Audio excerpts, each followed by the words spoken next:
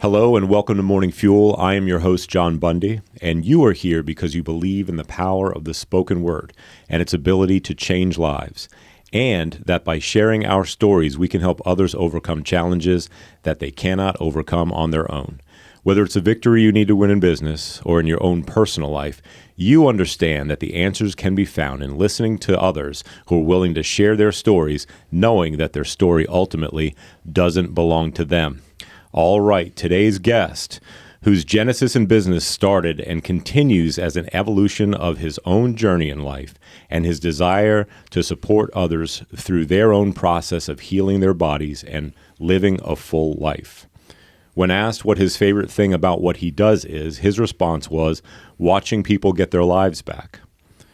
His greatest method for keeping productive is his daily routine of journaling and meditation, aiming to do less over more. Advice he offers others aspiring to succeed in business is to start small and grow incrementally, building a strong foundation. Incremental growth doesn't mean slow. He is often quoted repeating the saying, "We never know what's possible, but it's usually more than we think it is." Please help me in welcoming to the Morning Fuel podcast family, owner of Strength from Within, Brian Cade. Brian, man, really good to have you on the show. Awesome. I'm glad to be here. Cool. So talk to us more about that. We love Genesis stories here, man. Mm-hmm. We love those origin stories. So talk to us about what it is that got you into what you're doing right now. Yeah, that's a bit of, so we were a fitness studio doing personal training work, and I teased for being overweight growing up.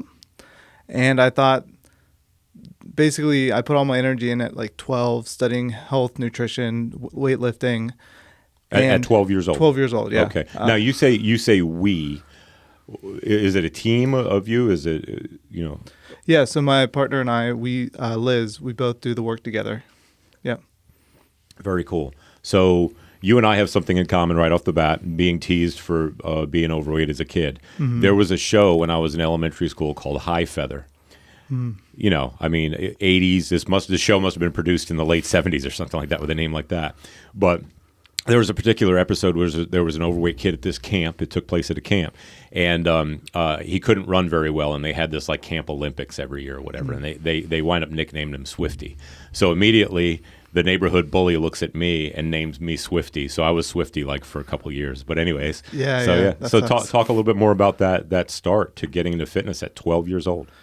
12 years old. There's a point that I don't know if it was a specific moment, but it was just like, I don't want to suffer like this anymore. Right. And I started lifting weights and got a weight set for Christmas and spent all the time down in the basement learning how to lift weights. Cool. And you didn't have YouTube back then? Didn't have either. YouTube, no. So I was reading a lot of books. Okay. Absolutely. Do you have a favorite, like from back in the day, maybe that you revisit? No, it was a lot of like men's health magazines, and then they would always have the books in there that they'd promote, and so I don't remember which ones. But right. There was one on strength training, and got that, and started going through the exercises, trying them out and stuff. Cool. Now, did you follow any Jack LaLanne or Schwarzenegger or anything like that when you were looking at stuff like that, or what? Familiar with both of them, definitely. Okay. Like read some of the articles, some of the stories, but never like I'm just going to follow what they do type thing. Yeah, I don't think Arnold wrote any books. No. No. There's like an encyclopedia of weightlifting, and I can't remember if he was in that one or someone else. Okay. But yeah, so took weight training and basically got to high school or the end of high school, and they're like, what do you want to study in college? And I'm like, well, the only thing I've enjoyed learning was the one anatomy physiology class in school. Right. And then weightlifting. I'm like, can I do that? Yeah. And so there was an exercise science degree, and was like, I'm going to go do that then. That's awesome, dude. Yeah. So then you went to school for it? Yeah, absolutely. So straight out of high school into, where'd you go? Slippery Rock University in Pennsylvania. Okay. Yep. So first I went to basic training, then... Okay. So you got a little bit of forced, you probably enjoyed it. I actually did, like yeah. a sicko. No, I'm just kidding. Because, when they're like going through the exercise where you're just getting smoked, or going through like how many push-ups and then overhead arm claps, it's like, This is kind of fun. I have prepared for this my whole life. Exactly. Some of the people that weren't into fitness were like, this sucks. I hate this. Yeah. I enjoyed that aspect. Yeah. Is it truly a motto in the armed forces? I heard this one, embrace the suck. That Is does, that yeah, yeah, it makes sense. it does. Okay. So you went. How long did you serve, and what branch did you serve? I was in the Army National Guard, and I Okay. did that. Went through basic training as a enlisted, went to school, and then did their ROTC program while I was in college as well. Okay. Cool. So came out as an officer, did about 8.5 years. Fantastic. Well, thank you for serving. Thank you. I really appreciate that a lot, and I know a lot of my listeners do. So, what from there? I mean, what would you do after that? I mean, did you go in for using the GI Bill to further your education, or okay, excellent. Well, I use it to go to school. Okay. And so that helps support just going through classes and everything. So that was one of the reasons my dad was in the military, and so I always thought about it. But then when I was filling out an essay, I was like, man, I don't want to write essays. And someone called up and was like, do you want school paid for? I'm like, yes. And so it was a National Guard recruiter. All right. But yeah, so I used that. Thought I was going to be a physical therapist. I had 100 hours or a couple hundred hours of just observation hours of physical therapy. I applied to school, Right. got into it, and decided not to go. Okay. And so ended up moving down here instead. And down here from Pennsylvania. Okay, Yep. so you said Slippery Rock. Okay. All right. So So what were you doing for a living at the time? Were you doing the physical therapy for employment, or what were you doing? When I graduated, I came down here and started personal training at Snap Fitness in Pocosin. I did my internship at Centera Center for Health and Fitness. Okay, cool. Yeah. All right. So now here you are, and you are specializing in the spine. Is that what you're pretty much doing, or what is it you do now? Yeah, so we actually just part of the thing in the opening was like we doing less. Yes. We were doing fitness and being a gym, and I started having chronic injuries myself. Kept trying to work around it, but eventually started having migraines like 4 times a week. Okay. Got to the point where I couldn't walk a half mile without Wow. a migraine, which sucked. Yeah. As a person teaching exercise to others. Sure. And so now specialized in posture and movement, and we believe that there's a blueprint to how our body should function. And that most of us, from sitting in chairs, wearing shoes, or injuries, have lost the blueprint, which creates all kinds of issues. Right. So were you able to find out kind of what the root of this problem of the headaches and from physical exercise? So far, the best answer I've got is that it's just I have a lot of different imbalances that keep my body from working the way it's supposed to. Okay. Tried a lot of the conventional approaches, but didn't get much success there. Sure. Yeah. Well, it's interesting. So, not to scare anybody, but back in about 2010, the P90X craze. You remember P90X? Yeah. So I started doing that with a group of guys, and I would get through the exercise, and by the end of it, I had an excruciating headache. Yeah. And I thought, well, Bundy's just fat. I'm just fat.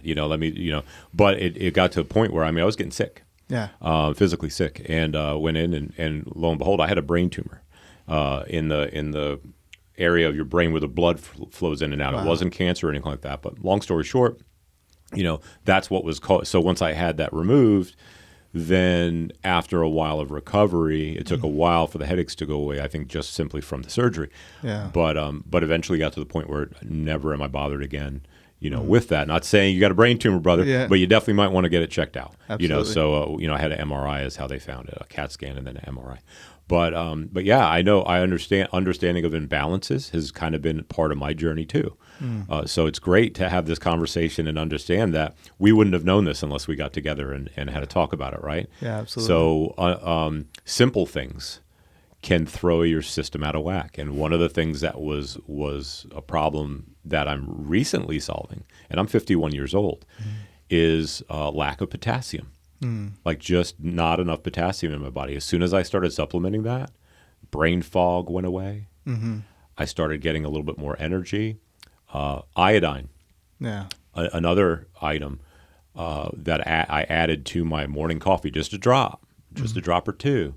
And I noticed benefits from it, energy and all kinds of. So it's interesting, these little tiny things that perhaps our ancestors didn't have a problem with because they were consuming stuff and it was rich with it. Right. Now that our food sources and water sources don't have the minerals, I think about it. We drink bottled water all day, Of course. but we used to drink out of mud puddles. So we'd get all of our minerals, Yeah. whereas that's been taken out of our diet. So, wow. You mentioned earlier about posture. Mm-hmm.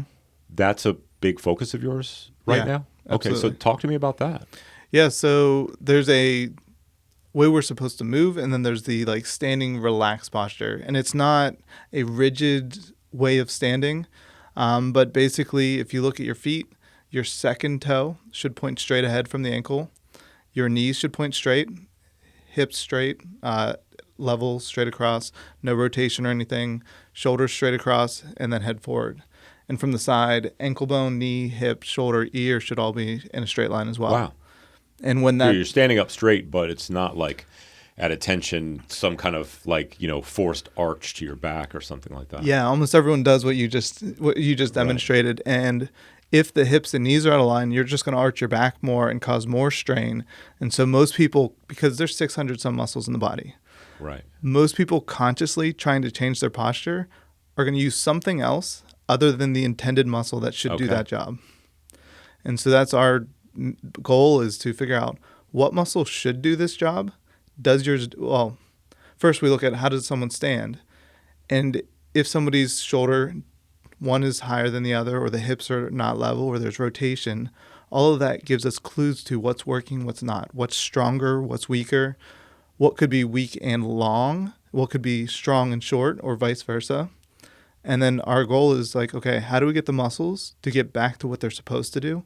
And when that body works the way it's designed, the body heals itself. Sure. Yeah. Yeah, that's phenomenal, isn't it? That's, Yeah. that's a phenomenal thought. It's interesting. I was listening to Jordan Peterson. You familiar with Jordan Peterson? I was just listening to his Joe Rogan interview on the way over here, actually. That was one of my favorites, and that's Yeah. I think when I first heard of him was from that interview.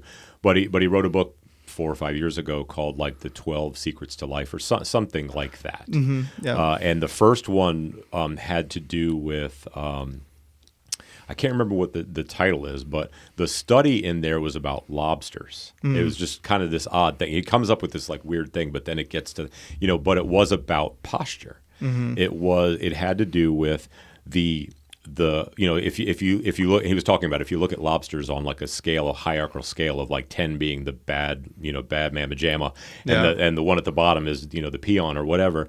The top lobster, the one that fights and wins the most, has like a flexed, like his back is arched, whereas the other ones are like all kind of hunched over in that kind of C-shaped lobster kind of thing.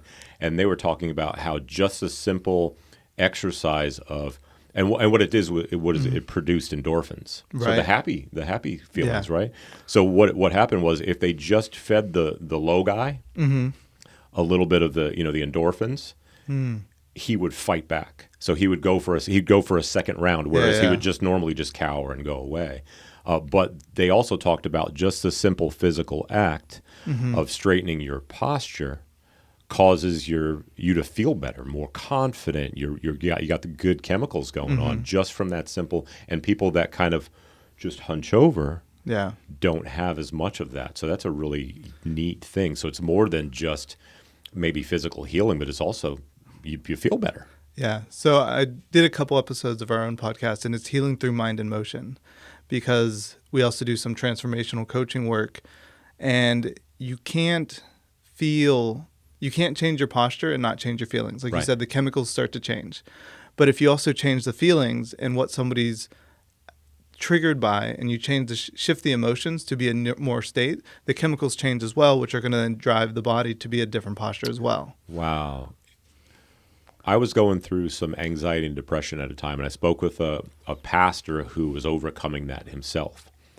And he said just smiling causes chemicals to be released, happy chemicals, right? People think it's kind of the other way around, where you have to have the happy chemicals and then you smile. Well, what he would do is he'd keep a pencil in his mouth, because he wasn't just going to think all day about smiling. But that simple act of keeping the pencil in his mouth kept his mouth in the manner of a smile. Yeah. And he was experiencing healing for his anxiety and depression just from that simple, posture, right? I think I read, like, if people that were clinically depressed, like severe depression, did the pencil trick for 20 minutes a day, Yeah. they would see significant changes. Yeah. And it's like, with what we're doing, it's like so much of it is simple stuff. Like some of it we have people squeeze a pillow or Right. just some different light stuff. And it's like the changes are profound, but that's not the go-to like answer we're given. It's like, we need something complex. Right. Don't just bite on a pencil. That's Sure. too easy. Sure. Yeah, exactly right. But then at the same time, the folks just want the easy pill to make everything better too. So it's just one, you have to do a little bit more work or change your thinking, and the other is just kind of let everyone else think for you. Right. Yeah. Wow, dude. So where are you practicing right now, or where are you at? Yeah, so we're right over in Kiln Creek, behind Kroger, beside the Iceplex. Okay. So right in town, yeah. Yeah, excellent. Near the Persnickety Crane over that Yeah. area there. So if you're looking at Persnickety, and we're going to be off to the right past the orthodontic place. Okay. Yeah. Cool. All right, man. So how do you onboard somebody? What sort of, do you have people come in and just kind of stand and you get do you take a video? Do you have lasers? What do you do? Yeah, so first... No. but first, we first hear their story. What have they gone through? By the time somebody's come to us, because we're a non-medical approach, we're not treating anything other than posture and helping people elevate their emotions. And so, and some people do one or the other. You don't have to do both. But basically come in, hear their story. Usually how many different chiropractors, massage therapists, acupuncturists have they seen? Sure. Snake oil salesmen. Snake oils, yeah. And then we look at their body. We show what the ideal is, because most people don't know what good posture actually means. They think it's shoulders back, head back. I've got that. It's like we show what's happening at the ankle. If the ankle changes, what goes on. So we really explain how, and changing the ankle can change the opposite hip and shoulders and vice versa. And then we look at their picture, and then we compare it to, hey, this is where you're supposed to be. These are the symptoms you have. Like for vertigo, if you're rotated and your head's like this and you're leaned forward, might that change your inner ear position and cause more stress even on the nerves that are affecting the brain and vision and everything? And what would happen if we could actually open that back up, get it back to more neutral? Would the mind or would the body reset from the vertigo, which we've seen happen for several clients? Now, when you spoke of that posture and kind of changing the thinking and changing the position and getting people to realize that perhaps the way they're sitting or the way that they're at their desk at work all day long or the way they stand at work is affecting them in a negative way. Once you get folks to realize that, begin to improve their posture, then is there a ongoing from there, this is how you now become stronger? Do you go into that, or do you pass people along to another? Do you have any theories on that? So there's the standing posture, and then you said stronger. It's like everyone thinks weight training is the way to get stronger. That's what I've been taught. I grew up doing it, and I thought at one point everyone needs to be stronger. It changed my life for the positive. Mentally, I felt strong. And now I'm actually thinking that it causes more harm than good. And so... Well, talk to us about that. Yeah, so the squats, the lunges, the deadlift, the positions we're putting in, we're doing them in a way that goes against what we would have done most times as a hunter-gatherer, which hunter-gatherers would walk. Right. They'd walk 8 to 12 miles a day. And then if they ran, it was real fast for a short clip. For short clip, yep. Yeah. And that's what they did most of the time. If they had to carry stuff, they would drag it or have baskets or something. Mm-hmm. And so we were designed to move forward through space. When you walk or you sprint, your foot is going to be on the ball of the foot. No one sprints on their heels. Your knee is actually going to press and turn in as you go forward. What we're doing with lifting is actually pushing our hips forward, pushing through the heel, and turning our knees out. Like a squat is going to turn out. So we're actually repping out and practicing neurologically the opposite mechanics of going forward. And so, yes, we can lift, and we would have lifted part of our design. We can do it, but nowhere in our history prior to the 70s would we go to a gym and do 100 sets of 100 squats, right? Pushing our hips forward, leaning back. Because to go forward, you push your butt back, you lean forward. And so we're doing that repeatedly on bodies that have been sitting, that are wearing Right. shoes, so the feet are already not as strong. And so we're having those patterns on bodies that are already compensating from our lack of activity and lack of moving forward. And then we're going in and not training walking, we're doing more lifting. No, I wish I could remember the guy's name. He's ex-military, but he got into, I think what he's calling is like functional fitness, where he is, carrying things the way that you would carry something.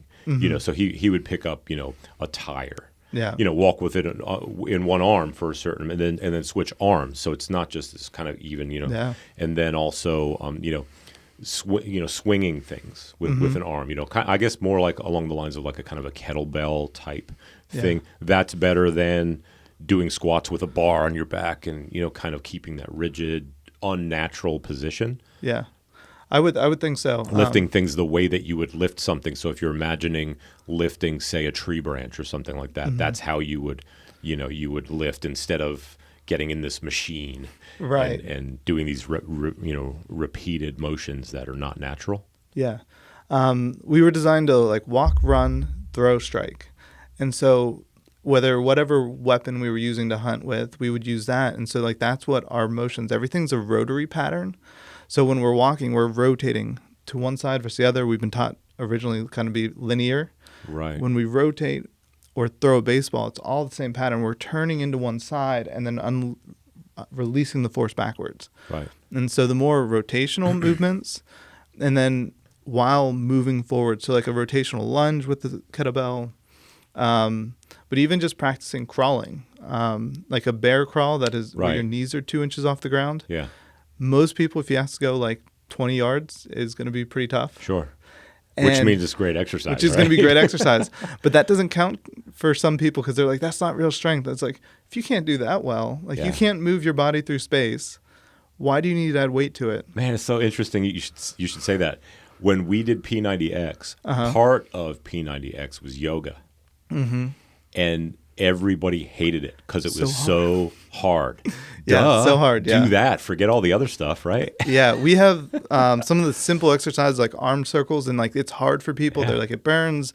It's not used, like it strains muscles. It's like, if you can't wave your arm in space, why are you lifting why are you weights? worrying about a weight? Like, right. And so when we do it, most people have some level of pain. Sure. Like something's going on, and so when we're training through pain, we're actually practicing the same pattern that is creating the pain. Right. Making whatever compensations, whatever way you're cheating, stronger. Yeah. Making your bad movement stronger, which means it's going to be harder to fix in the long run. And so, yeah, it's like find the one that feels good.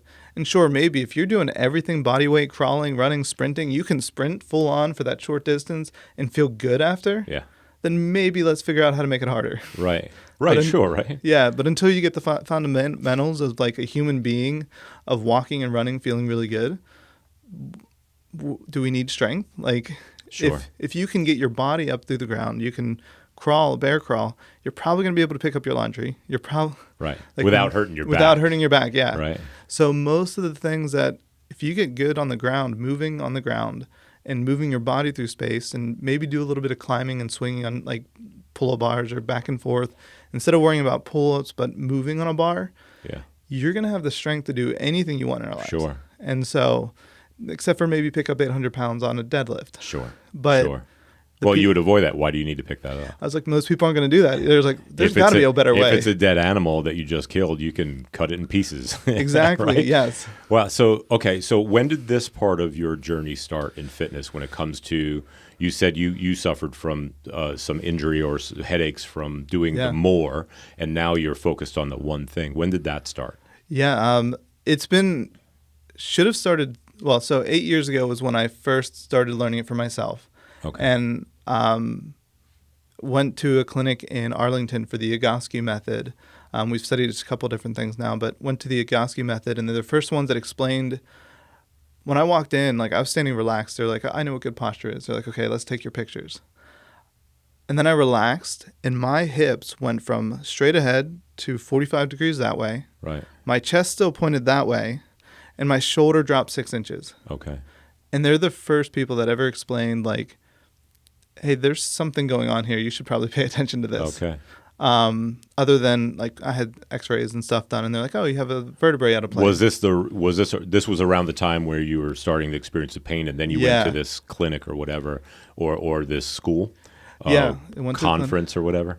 Yeah, because I had, like I said, I was getting migraines 4 to 5 times a week, and it was the Tony Robbins coaching call, and he partners with Egoscue, who's worked with Pete Egoscue himself, and they're like, you should probably get this checked out, because if that's the number one thing that's keeping you from like enjoying your life, go get that. Yeah. At the time, I didn't have many answers, because I had already driven down the East Coast, some different specialists that were supposed to help me, and they're like, I don't know what to tell you. You're like one of the hardest cases we have ever seen. And I'm like, awesome.